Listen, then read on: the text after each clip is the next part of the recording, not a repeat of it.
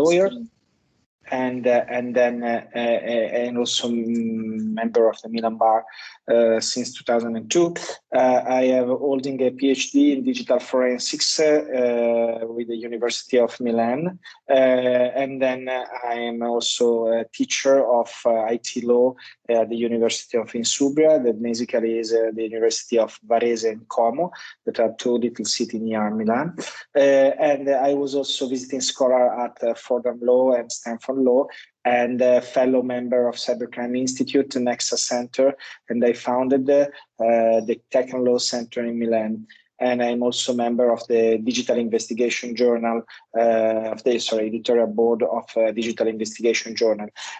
Basically, I'm not an academic. Basically, I'm more a lawyer. I feel myself as a lawyer, but I had some academic experience.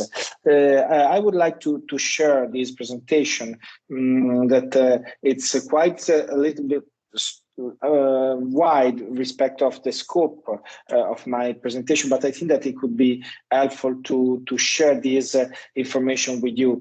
Unfortunately, I cannot move the presentation, so I need to ask you if you can go, and you have to do a little bit faster because there are many, because this presentation was made in Prezi. So yes, we are here.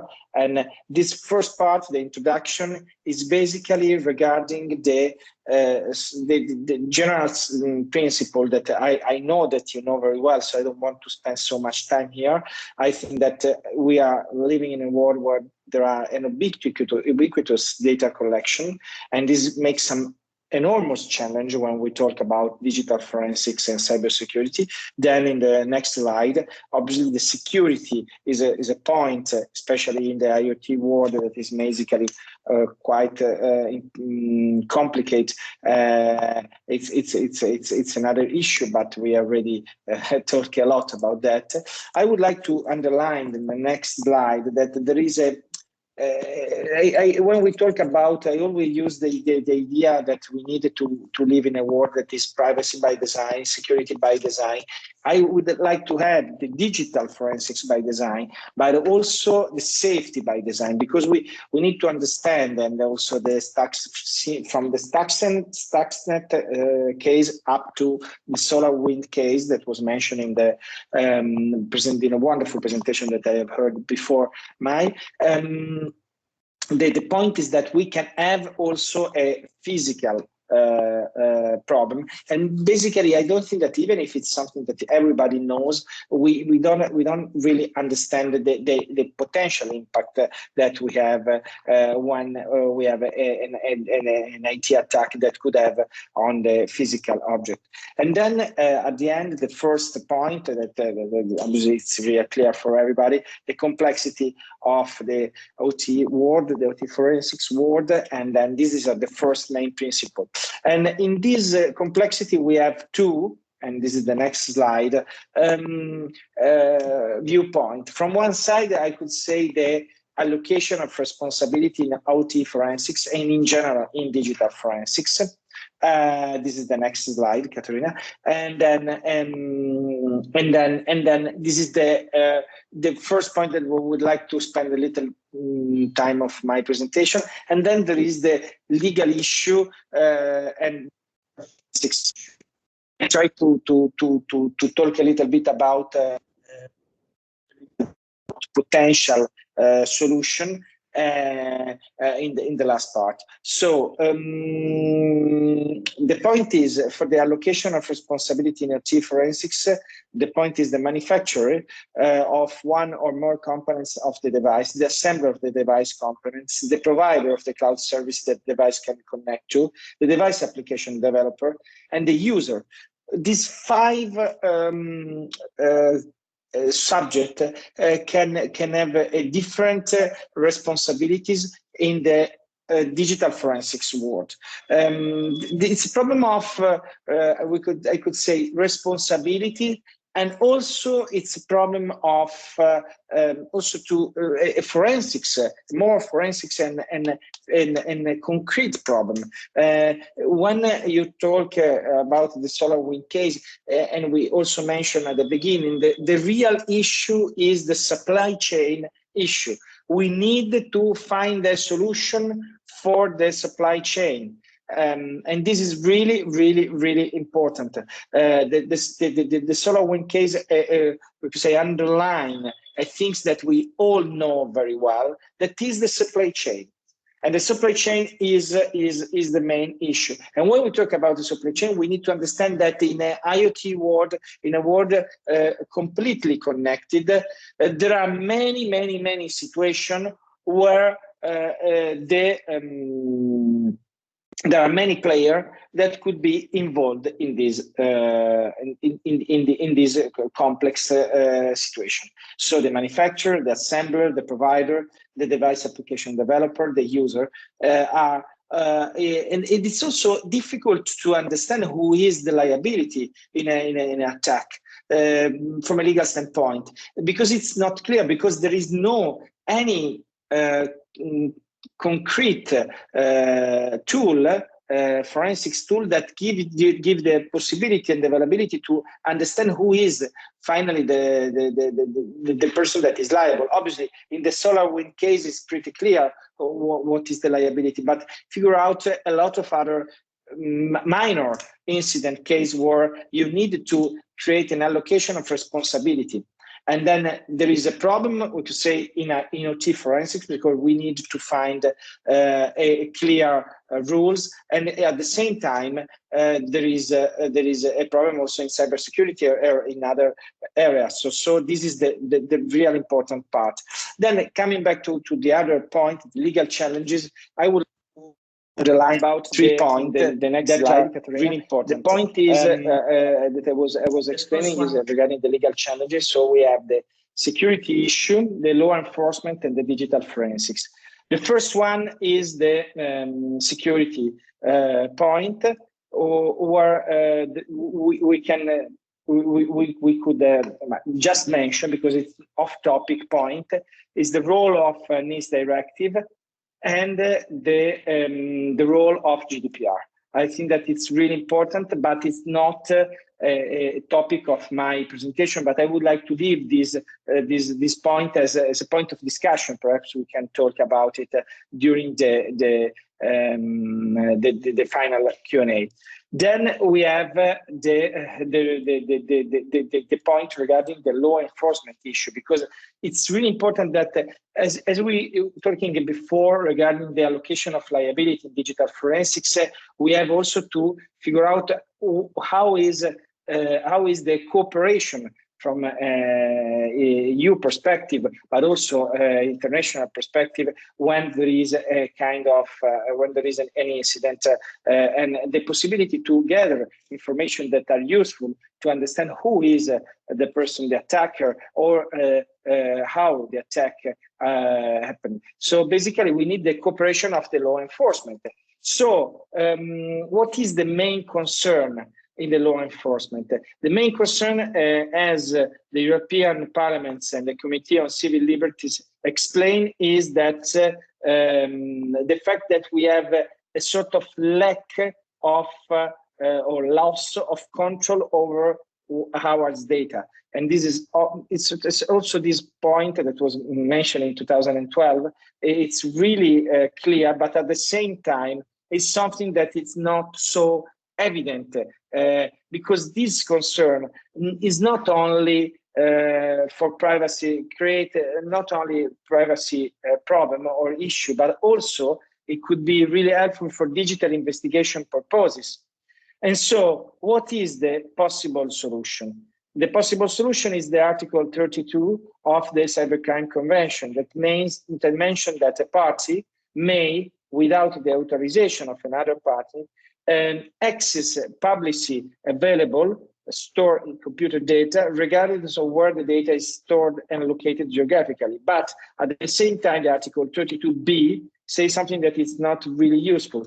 If you go a little bit, sorry for this, Caterina, but you have to go a little bit, I tell you when. Okay, this is the NIS directive, then the law enforcement, perfect. The one before. Okay, this one, sorry. The next one. Thanks a lot. So if you see the Article 32b of the Cybercrime Convention that says that access or receive through a computer system in its territory store computed data located in another party if the party obtains the lawful and voluntary consent of the person who has the lawful authority to disclose the data to the party through that computer system. This Article 32B of this important, and now it's more than 20 years that we have this Cybercrime Convention, is one of the big problems that we have from an international perspective. Because what happened after this article is basically that you cannot obtain any kind of information if the person or that has the lawful authority to disclose this data, that basically could be the provider, for example, give the voluntary consent.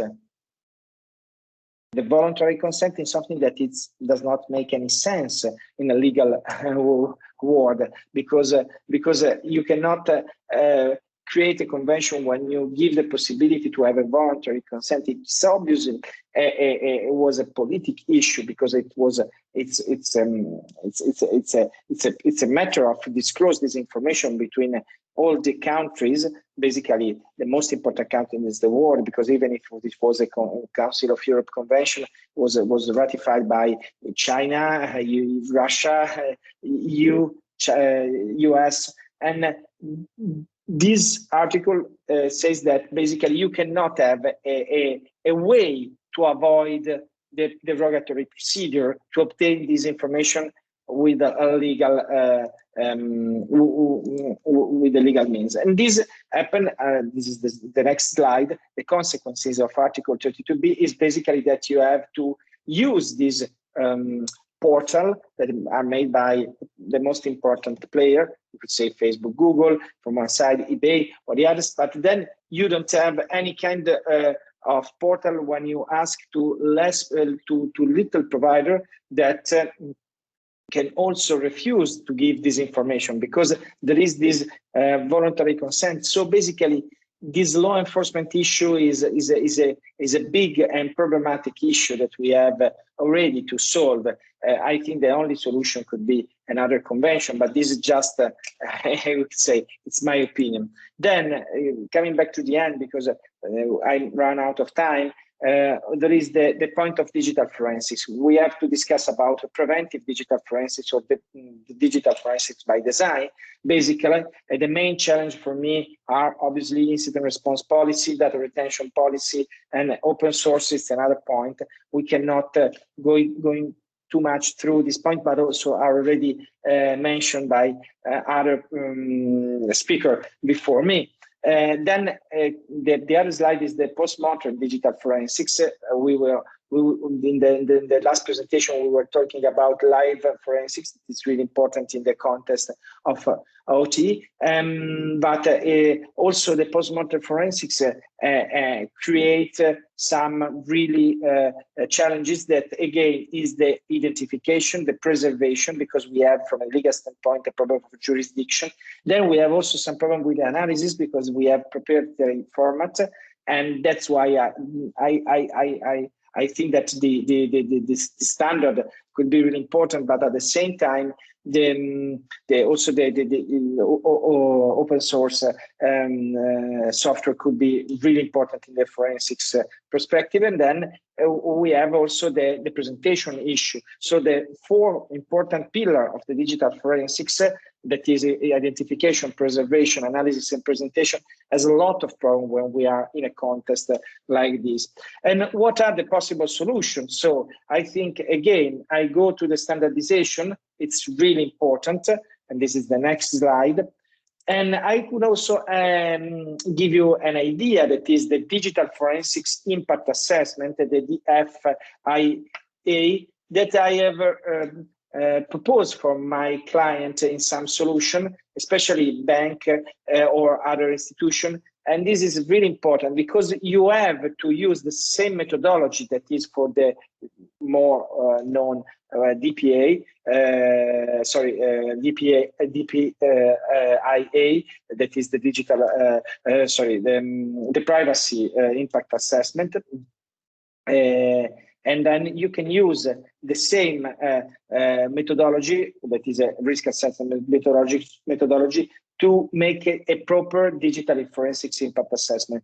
And why I think that it's really important, the digital forensics impact assessment, because I think that the real problem of the future is no more the supply chain or in general terms, but also the audit tools as we had in the solar wind. So we need to make a proper risk assessment of any forensics tool that we can use for audit purpose or for also forensics purposes. So this is really important point that I would like to raise. Then at the end, and this is a general purpose, that is the minimizing the data collection and retain. This is a need of cybersecurity, basically the data minimization, but in the future could be also a need for digital forensics, because in my professional experience, I've seen that in a lot of cases, there were too many data and was not possible to have a clear idea of what happened, also because there were too many data. So this is an important issue that I want to raise. The data minimization could have an impact not only for cybersecurity purposes, but also for digital forensics purposes. Then from a policy perspective, another solution could be a blended governance.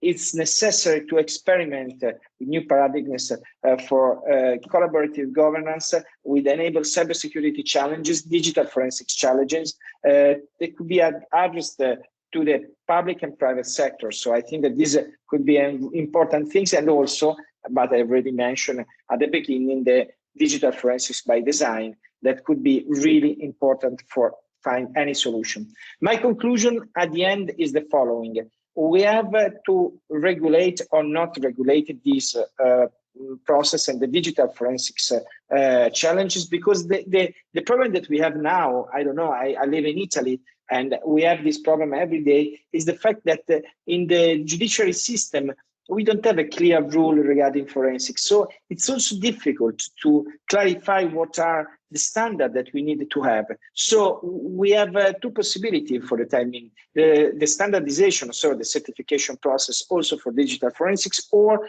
to create new rule, specific rule, because it's really important to preserve and to gather and to give to the legal part digital evidence that is formed in a proper way. What happened is that in the normal way, there are no, especially when we talk about log file or other, you could say, technical and traffic data file, we don't have, in my view, any kind of we don't respect the digital forensics principle.